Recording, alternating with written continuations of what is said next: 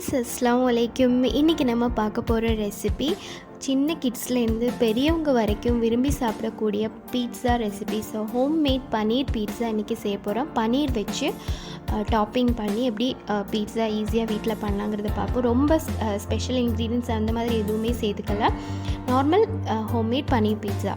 So அதுக்காக first பன்னீர் வந்து marinate பண்ணணும். ஸோ பன்னீருக்குன்னு ஸ்பெஷலாக எந்த டேஸ்ட்டும் இருக்காது. ஸோ அதனால் ஃபஸ்ட்டு அதை மேரினேட் பண்ணுறதுக்கு 1 table spoon red chilli powder, 2 teaspoon pepper powder, தேவையான அளவு உப்பு, 1 டேபிள் ஸ்பூன் வெஜிடபிள் ஆயில், எந்த வெஜிடபிள் ஆயில் வேணாலும் சேர்த்துக்கலாம்.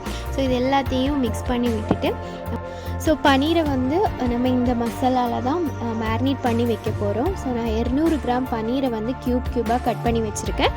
ஸோ இதில் வந்து நம்ம மசாலாவை போட்டு நல்லா மிக்ஸ் பண்ணி 1 மணி நேரம் பன்னீரை வந்து மாற்றி வச்சிடலாம். ஸோ பன்னீர் வந்து மேரினேட் பண்ணியாச்சு. இதோட அடுத்த ஸ்டெப் என்னென்னு பார்த்தீங்கன்னா, கேப்சிகம் நான் டாப்பிங்கில் ஆட் பண்ணுறேன். ஸோ கேப்சிகம் நான் இங்கே வந்து 1.5 கப் கேப்சிகம் ஸ்லைஸ் பண்ணி வச்சுருக்கேன். ஸோ இதில் தேவையான அளவு உப்பு சேர்த்ததுக்கப்புறம் 2 டீஸ்பூன் வினிகர் விட்டு இதை வந்து 1 மணி நேரம் மாற்றி வச்சிடலாம். ஸோ இது எதுக்குன்னா, நம்ம பீட்ஸாவில் வந்து ஒரு கேப்சிகம் சாப்பிடும்போது ஒரு பிக்கல்டு ஃப்ளேவர் கொடுக்கும். இனி வந்து டோ ப்ரிப்ரேஷனுக்காக 2 teaspoon sugar, 2 teaspoon yeast so add பண்ணதுக்கப்புறமா 1 கப் லேசான சூடு தண்ணி விடணும். ரொம்ப சூடான தண்ணி விடக்கூடாது, ஈஸ்ட் ஆக்டிவேட் ஆகாது. ஸோ அதனால் அது லேசான சூடு தண்ணி ஆட் பண்ணிவிட்டு மிக்ஸ் பண்ணிவிட்டு கிட்டத்தட்ட 15 நிமிஷம் அப்படியே விட்டுடலாம். அந்த டைமில் ஈஸ்ட் ஆக்டிவேட் ஆயிரும்.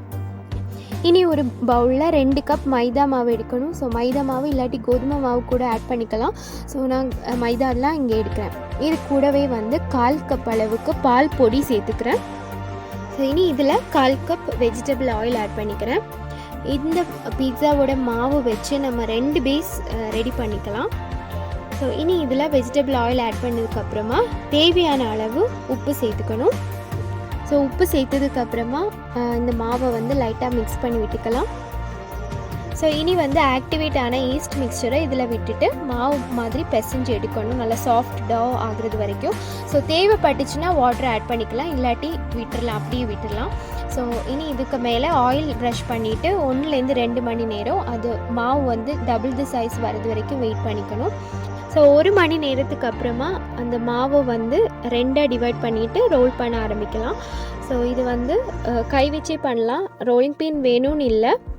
ஸோ இப்படி நல்லா ஒரு மீடியம் திக்னஸில் பருத்தி எடுக்கணும். ஸோ கை வச்சே நம்ம பண்ணிக்கலாம்.